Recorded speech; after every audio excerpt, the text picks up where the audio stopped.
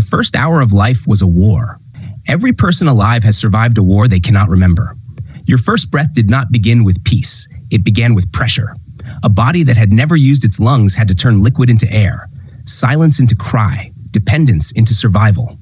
What looks like a gentle beginning was actually one of the most violent transitions a human body will ever survive. And that is the strange part. We imagine birth as soft light, quiet hands, a miracle unfolding slowly. But biology does not work that way.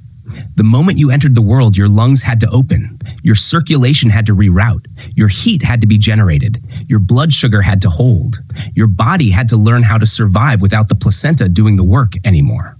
Let's start with the lungs. In the first split second after birth, the newborn chest has to generate enormous force just to pull the first air in. Fluid has to be pushed out. Tiny air sacs have to open. Surfactant, a biological lubricant, has to coat the lungs so they do not collapse like wet plastic bags. What feels like a single breath is actually a takeover. Air wins over liquid. Life wins over collapse. Now pause here, because the lungs are only the beginning.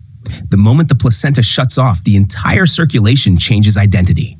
Blood that once moved through a shared life support system now has to move through the baby's own lungs and body.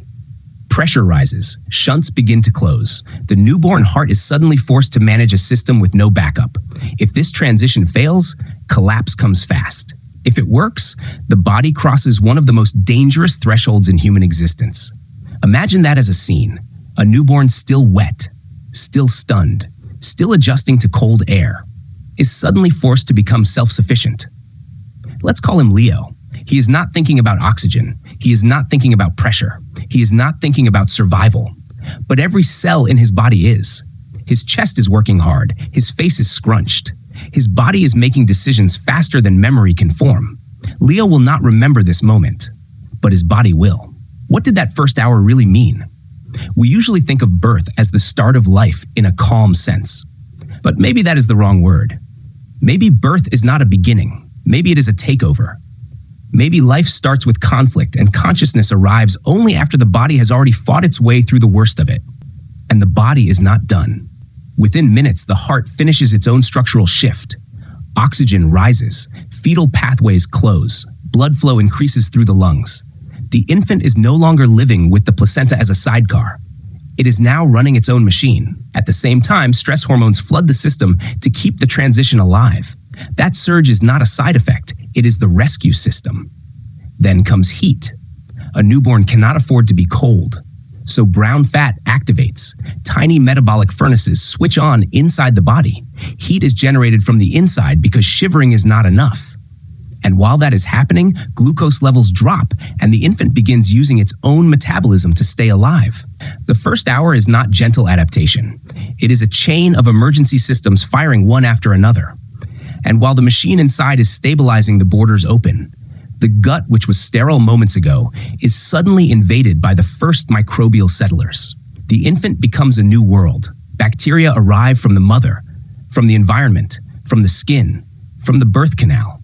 They do not just land there, they colonize, they compete, they shape immunity, digestion, and metabolism for years to come.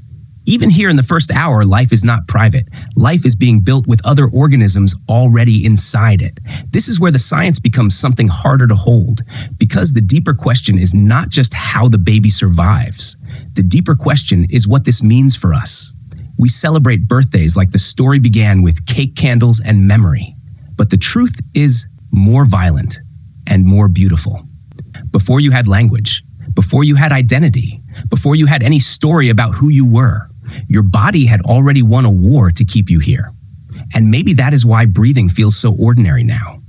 Because the victory is old. Every calm inhale you take today is the result of a battle your body fought before you could even know your own name.